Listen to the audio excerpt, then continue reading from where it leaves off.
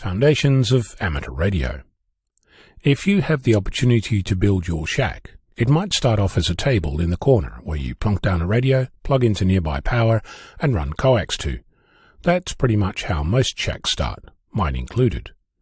For me, the step of running coax was an activity that took weeks of planning and procrastination and days of climbing on the roof.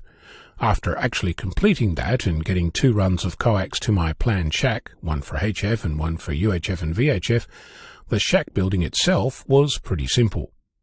I had to get power to the location, but an extension lead took care of that. In the interest of space, I put the power supply on the floor, a wooden floor that ensured good circulation, unlike carpet, perhaps a topic for another day. I plugged my coax into the radio, plugged in the 12-volt power, and was up and running. Over time, that space continued to grow. Looking at it right now, it has 2 computer monitors, a laptop, 3 radios, 2 coax switches, a keyboard, mouse, digital interface, 2 speakers, and a fan to cool the radio when I'm calling CQ on FT8. I'm not a messy person, but I do like to have my tools convenient. It's not a pristine environment by any stretch, but it's orderly as shacks go. An hour ago, it wasn't. Actually, looking at the clock, that was 4 hours ago. Time flies when you're having fun. My shack is the center of my radio activities. I might receive a gadget from a friend to test, and I'll put it on my desk ready to go.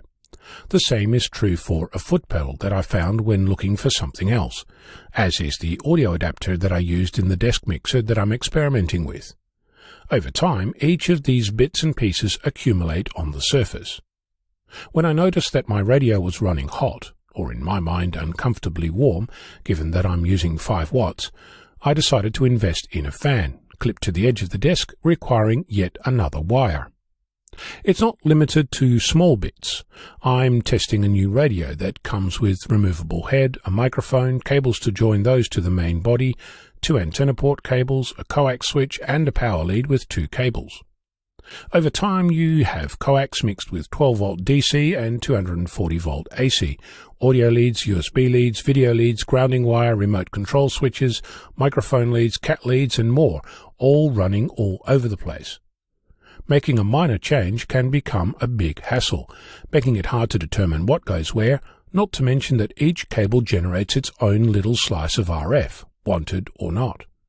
The 4 hours I've just spent consisted of taking everything except the bolted-on computer monitors off the desk and starting from scratch. I also did this when I first added a second radio, but that was so long ago that the system I implemented then was unrecognizable. Doing it again today, I made better use of the environment and changed some things around. I started with the 240 volts requirements, then the coax, then 12 volts, then audio, and finally USB, using cable ties for semi-permanent things like power boards, and hook and loop straps for things that move more frequently, like audio wiring and video cables. It's not perfect. I'm looking for some flexible coax patch leads. There's USB cables going every which way. The laptop keyboard isn't used, so why use a laptop? No doubt I'll discover more.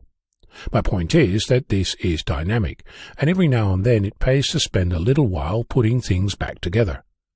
My next project is to use an audio mixer to bring all the audio together in one place, so I can use one headset for everything, and give me the opportunity to plug in a tape recorder, as my regulator suggests, for monitoring emergency communications, though I might have to come up with something a little less 1980 for the actual recording. If you're going to do this, move the desk at least a meter from the wall so you can get at the back of your shack. You can thank me later. I'm Ono, Victor Kilo 6, Foxtrot Lima, Alpha Bravo.